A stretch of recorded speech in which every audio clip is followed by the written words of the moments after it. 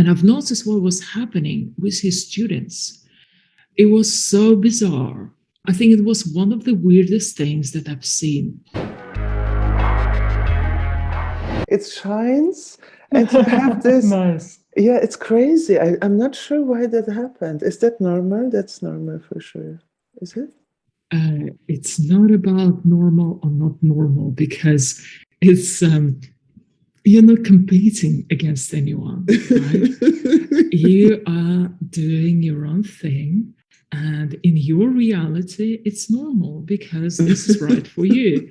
This is how your mind reflects on that, and so don't try to compare yourself to some ideal. Yeah, of course, if your mind feels okay, this is how I perceive it, perfectly normal for you, because everyone is so unique. It's like everyone grows their own way. Your eye shape, your hand shape, your body is slightly different from every other being in the world. And you're not asking yourself, oh my God, my hands are not quite the same shape like my neighbors. Is it normal? Because you is you. So absolutely. And never second guess yourself. That is a mistake that many people make, because the ego has this very strong urge to compare itself to others and to see how it scores in comparison. So, are you doing better or worse or what? And it always tries to treat it as a competition. But your personal growth is never a competition. Your personal growth is something that happens spontaneously.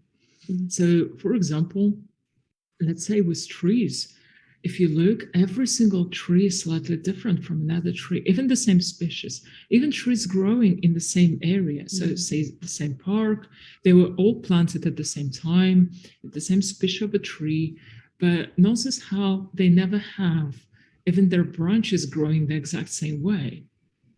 Because this is how nature develops. Growth is always an organic, spontaneous process. So, something that may be only happening to you, or maybe there is another person in the world that happens to, but this is okay because this is your natural expression. And it's very important to keep that in mind and to never let ego step in and try to compare. Okay. Yeah, I felt I needed to say that because it happens to so many people. And if you try to, especially as you develop yourself more, if you try to follow some set ideal, then it interferes with your own growth, because you're never something that can be put into a mold. And notice how many spiritual teachings and spiritual schools do just that. They create a mold for you, saying, hey, this is what you should be like once you develop yourself. And you develop, you try to achieve that ideal that they painted, not realizing that it's actually making you weaker because it's pulling you away from your true sense. And not just with guys, but with girls as well. It's so clear and so apparent where they join a certain school, for example, and they all start looking the same.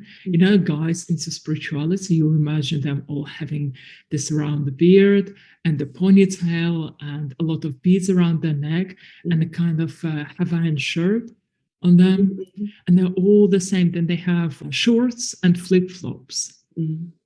And they're literally like a carbon copy of each other. Even the way they style the hair, the way they dress, the way they buy those beads, and they would have beads around their necks, around their wrists. So it's always some sort of an ideal, some image they were told to achieve in order to be what they want to be. But it's very, very wrong. Same with women. When women start developing spiritually, you have those long, loose hair and strange, loose clothing and strange, glittery makeup. Again, lots of beads and strange symbols and crystals around the neck. And it may be good for someone.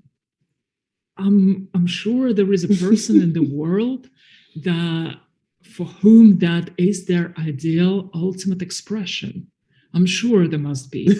But imagine hundreds and thousands of people copying the same thing, and it just can't be right because everyone is so different. So it's so important to watch your ego, to never try and compare yourself to others in those external attributes.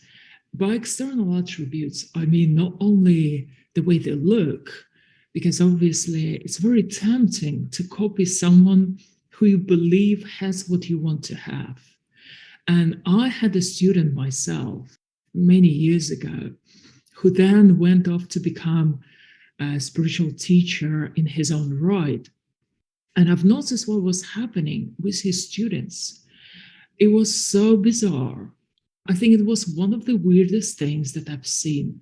So I saw those guys coming to him and all looking different, different body shapes, different heights, different ages, different everything.